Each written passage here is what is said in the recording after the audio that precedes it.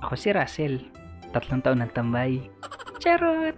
May napanood nga pala ako sa Facebook na ngayong araw na ito ay susubukan ko rin gawin. Pero bago yun, syempre magsulat muna tayo ng ating assignment. At eto, magkakape nga din pala ako bago magsulat. Kasi medyo madaming bakbakin ang haba ng sulatin. Sana nga lang, perfect yung aking magawa, hindi lagpak. After ko nga pala magsulat, eto at kumain muna kami ni RJ fried chicken with noodles. At eto na nga, magsisimula na nga pala akong gumawa ng recipe na napanood ko sa Facebook. Kumuha nga pala ako ng malunggay sa tapat ng bahay namin. Hindi ko lang alam kung kanino to kasi naniniwala ako sa kasabihang tapat mo, kuha mo. Ito nga pala ay gagamitin ko. Kumuha na nga pala ako ng kanin. At syempre, naghinimay ko na nga rin pala yung malunggay at pagkatapos noon, dadalhin ko sa initan at ibibilad ko hanggang sa matuyo ito. Mga 4 na oras ko nga pala ibinilad yung malunggay.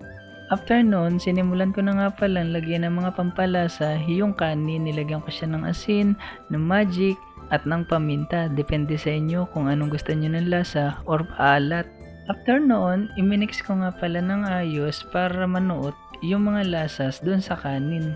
Pagkatapos noon, nilagyan ko nga rin pala ng konting harina kasi yun yung nakita ko sa napanood ko sa Facebook. Wala nga pala akong blender kaya eto mano-mano ko nga palang ginawa at dinurog yung kanin at yung mga panlahok. Siyempre, ito yung kinalabsan nung aking pinaghalo-halo. Pagkatapos noon, tiningnan ko nga pala yung malunggay na ibinilad ko doon sa labas. And then, sabi ko hindi pa siya pwede kaya ayun, ibinalik ko muna para matuyo pa. Bale, 4 na oras ko nga pala siyang ibinilad sa araw. After 4 hours, kinuha ko na nga pala yung malunggay na ibinilad ko. And then, nakita ko okay na siya kaya eto, sinimulan ko ng durugin yung mga dahon ng malunggay. Medyo masarap nga yung amoy ng malunggay at eto, nadurog ko na nga siya ng pino.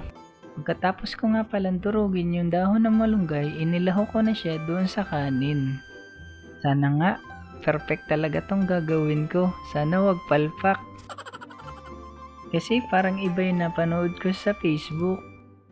At eto na nga po yung kinalabasan ng aking pinagmix na kanin at malunggay.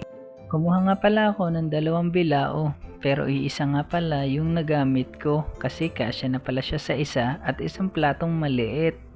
After kong mailatag sa bilao na maganda, eto nilagyan ko na lang siya ng hati para bukas at natuyo madali siyang tugkain.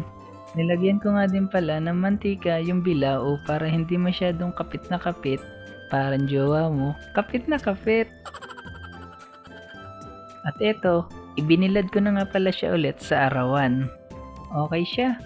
Bukas ko na ulit kayo babalitaan kung anong nangyayari dun sa ginawa ko. Ako si Russell, 3 taon ng tambay. Charot!